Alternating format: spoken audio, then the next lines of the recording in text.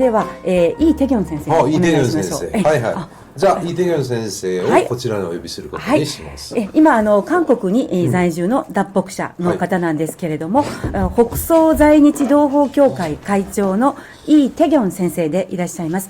イ・テギョン先生は、下関朝鮮学校に通われていた1960年に、国船で北朝鮮に家族で渡られました。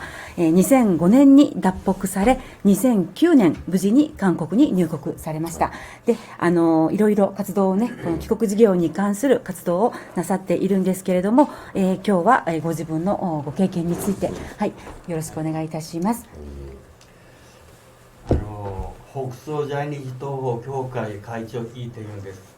紹介だけは日本語でします。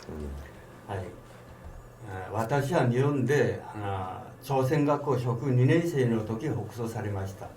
北総されて45年間を北朝鮮で暮らし、また脱北して12年間を、韓国で定着しています。私の人生 60% が北朝鮮とする地上地獄で暮らしました。だから北朝鮮に出しては韓国に住んでいる誰よりももっともよく分かっていると自由します。今年は北総自供が始まった62年になりました。その間多くの学者たちが関心を持って研究をして北総が真実に明らかになったと思います。今からは通訳者がいるから、韓国語で話します。はい。はい。한국말로 하겠습니다.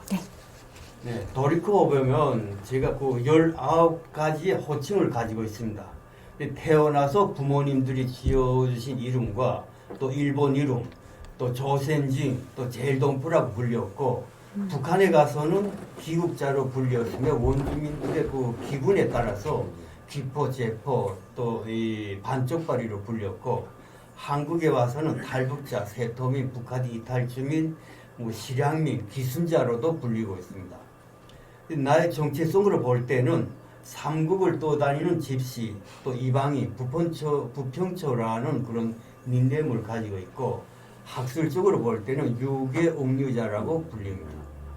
이렇게 19개의 호칭을 가지고 있다는 것은 얼마나 많은 그 북성 제일교포들의 비참한 인생이 담겨져 있는가를 말해줍니다. 우선 저는 오늘 이 자리를 빌어서 기국사업이 아니라 북성사업이라는 단어 정리부터 하고 싶습니다. 그래, 이 북성 제일교포의 98%가 한국이 고향인데 일본과 북한에서는 기국사업이라고 하고 북한에서는 북성사업이라고 하고 있습니다. 한국에서는 북성사업이에요. 한국에서는 북성사업. 네. 그래 그 일본은 보낸 땅이라서 또 이 북한은 받아들인 땅이라서 인도적인 기국 사업이라고 하고 있는데 본질에 있어서는 반인도적인 사업이며 지역으로의 주방 사업이고 지역으로의 입국 사업이었다라고 말할 수 있습니다. 일본 정부는 지금 아직도 이 인도적인 기국 사업이라고 하고 있는데 이것은 이미 그 호주 종합대학교 교수 테사 모리스 스즈키 교수에 의해서 이 책략과 기만 사기로 이루어진 북성 사업이라는 것이 이미 밝혀진 바가 있습니다. 다음 북성 제일교포들의 탄압과 차별에 대해서 말하고 싶습니다. 우리들은 이 일본과 북한, 한국에서 살면서 차별을 받았다고 하지만은 정부에서 정책으로 그 차별을 둔 것은 북한밖에 없습니다. 이것은 출신 선분을 3계층 51개로 분리하고 그렇죠. 감시와 탄압을 했고 또 기급자 남조선 출신이라면서 당연의 육가에서 그 특별 교양 대상으로 취급했습니다. 다시 말해서 북한식 유대인 탄압이라고 말할 수 있습니다. 근데 이 탄압의 예를 보면 제가 그 군대에 있을 때 그 일본에서 왔다는 단 한 가지의 이유로 제 머리카락과 그 굴시체를 보위부에 사건 대정으로 보관했다가 감시를 앞으로 대조해서 이렇게 감시와 탄압을 받았으며 또 병원에 근무하고 있을 때는 그 보이부 정보원이 칼기 폭파 사건이라든가 이 아웅산명 폭파 사건 이런 걸 먼저 말하면서 나에 접근해 가지고 이 사상 동향을 수집하려고 하는 그런 사실도 있었습니다. 또 우리 마을에서는 정치범으로 15명이 잡혀간 것을 알고 있는데 이 탈북하려다가 잡혀가고 또 이 정부를 반대하는 그 이 전단지를 뿌렸다는 음모에 걸려서 그리고 술을 먹고 일본은 좋고 그 북한은 나쁘다 막 이런 말을 했다고 해서 그게 종합돼서 잡혀갔고 또 간첩이라고 잡혀갔고 이렇게 이와 같이 북선 재교포들은 극도로 심한 감시와 탄압을 받았다고 증언할 수 있습니다. 이런 북선 재교포들 특징이 세 가지 특성이 있습니다. 이게 그 재판에 공개 원칙이 없습니다. 이게 이 도 보이부에는 형식적으로 재판이 있다고 하지만은 공개적으로 판사도 없고 변호사도 없고 참심원도 없습니다. 그냥 밤에 와서 자는 걸 잡아가면 그게 끝이고 또 정치범으로 되고 그 가족은 정치범 그 반동의 가족으로 이렇게 낙인됩니다.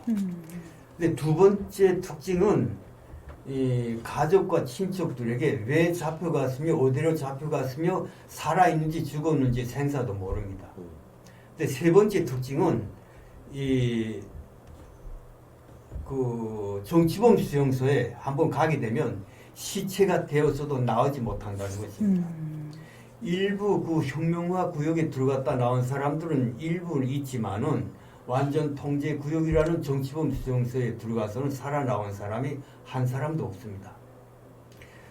그 북성재교포들의 숙청 시기를 보면 누순한 시기, 대대적인 이 숙청 시기, 또 이 90년대 이후에는 전 국민 이 공포의 숙청 시기 이렇게 세 가지로 구분할 수 있는데 그 누순한 시기는 북성 초기 60년대에는 우리 탈북하려다가 잡힌 사람들도 많았으나 잡아가진 않았습니다.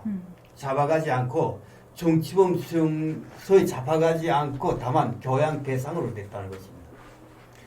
당시 그 김일성 이율사상 체계가 확고히 서지 않는 때라고 볼 수 있습니다. 이때는. 다음 70년도에 들어서면서 기국자의 숙청이 대대적으로 일어납니다. 근데 여기서 중요한 것은 김정일과 맥을 같이 하고 있다는 겁니다. 이게 김정일이가 당 사업에 입문하면서 또 이 10대 원칙이 나오고 국가 정치 보위가 나오고 또 고용위와의 동고가 일치한다는 것은 앞으로도 이게 많은 연구해 볼 필요가 있다고 이렇게 생각합니다. 그다음 그 전국민 숙청 시기라고 볼 때는 고난의 행군을 기점으로 최고 통치자가 권력을 유지하기 위해서 공포 정치의 일환으로 그 숙청을 전국민 숙청을 하는 그런 시기인데 어쨌든 북선재교포의 숙청은 누순한 시기나 대대적인 일어나는 시기나 관계없이 공포와 독재는 북한에서 삶의 연속이었습니다. 그 이와 같은 북선재교포들이 독재가 다르면 아직도 진행되고 있다, 진행형이다라고 말할 수 있습니다. 9만여 명의 그 북성의 인구 비율을 볼 때 아직 상당수가 살아있다고 추정합니다. 그리고 이것은 그 폐쇄된 북한에서 그 북성 재교포만을 구제하는 방법은 없습니다. 그리고 이것은 북한의 자유주의가 실현될 때, 북한에서 자유주의가 실현될 때에 북성 재교포들도 탄압에서 해방될 수 있다는 것을 뜻합니다. 그래서 이 때문에 우리 목표는 북한을 자유민주주의화하는 것을 중점에 둬야 한다고 생각합니다. 북한의 그 자유민주주의화 실현에서 중요한 것은 북한에 대한 옳은 관점, 바라보는 관점부터 바로 가져야 한다고 봅니다. 북한을 바라보는 옳은 관점이라고 보게 되면 북한은 최고 통치자인 그 독재자와 노예라는 국민으로 구성되어 있습니다. 이것은 북한을 바라볼 때 독재자와 그 국민 그걸 별도로 보고 대응해야 한다는 것을 뜻합니다. 그래서 나는 한국에 와서 북한 전문가로 자칭하는 사람들을 많이 만나 보았는데 그들은 북한에 5번 갔다 왔다. 이 탈북자들 500명 이상이나 만나서 상담을 해봤다.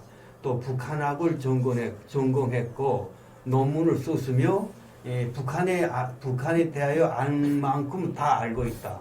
라고 하면서 지금 정전협정이라든가 선언, 남북 경제협상만이 평화 통일의 만능이라고 말하고 있습니다. 그리고 문재인 대통령은 김정은 북한 국무위원장은 매우 솔직하고 열정적이고 강한 단결력이 있고 국제적 감각도 있으며 비핵화 의지를 가지고 있다고 강조합니다. 나는 북한에서 45년간의 당의 방침과 교육을 몸으로서 체험한 사람으로서 이 귀로 듣고 책으로 보고 배운 그들에게 말하고 싶습니다. 그래, 북한 최고 통치자는 절대로 변하지 않는다. 북한은 혁명무력에 의한 통일만이 가능하다고 교육하고 있습니다. 나는 수십 년간 이렇게 교육을 받았습니다. 북한에서 말하는 평화 통일은 북한 주도의 무력 통일이라는 것을 꼭 알아야 합니다. 그래서 이 통일 문제는 이런 관점에서 시작해야 한다고 생각합니다. 근데 나는 일본이라는 자유민주주의와 이 북한이라는 사회주의 독재 체제에서 또 12년 동안 지금 이 대한민국이라는 자유민주주의에서 살면서 진정한 자유와 인권의 소중함을 너무나도 잘 알기에 오늘 이 자리를 빌어서 제가 체험한 것과 또 진실만을 말하고 싶었을 뿐입니다. 네. 감사합니다. 네, 감사합니다. ありがとうございましありがとうごた。ざいました。イ・テギョン先生の発表でしたが、はいはい先生どのように受け止められました？やっぱり先生と僕とは帰国した時期がかなり違うんですよね。そうだから60年代と70年代なんですけど、やっぱりその差がすごくあるんですよ。10年以上空いてますよね。はい、その10年間じゃあ僕も行って60年代先生のように60年代に帰られた方のお話を聞いて、60年代がもっときつかったっていうふうに。